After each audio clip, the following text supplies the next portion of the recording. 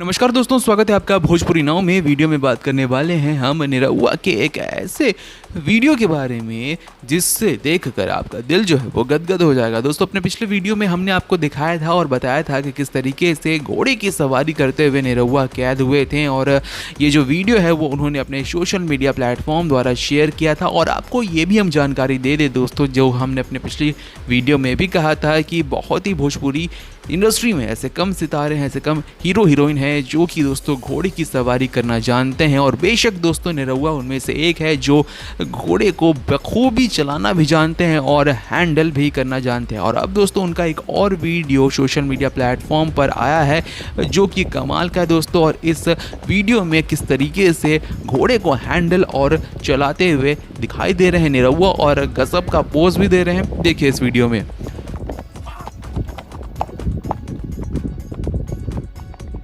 तो दोस्तों, आपको ये वीडियो कैसा लगा कमेंट सेक्शन में ज़रूर लिखकर बताएं, जिसमें निरहुआ जो है वो काफ़ी बढ़िया स्टाइल में घोड़े को दौड़ाते हुए नज़र आ रहे हैं। कमेंट सेक्शन में ज़रूर लिखकर बताएं। इस वीडियो को लाइक करें, शेयर करें और जल्द से जल्द हमारे 20,000 सब्सक्राइबर्स कंप्लीट करवाने में हमारी मदद करें। मिलते हैं आपसे दूसरे वीडियो में, तब तक के लिए देखते रहें भोजपुरी नाव।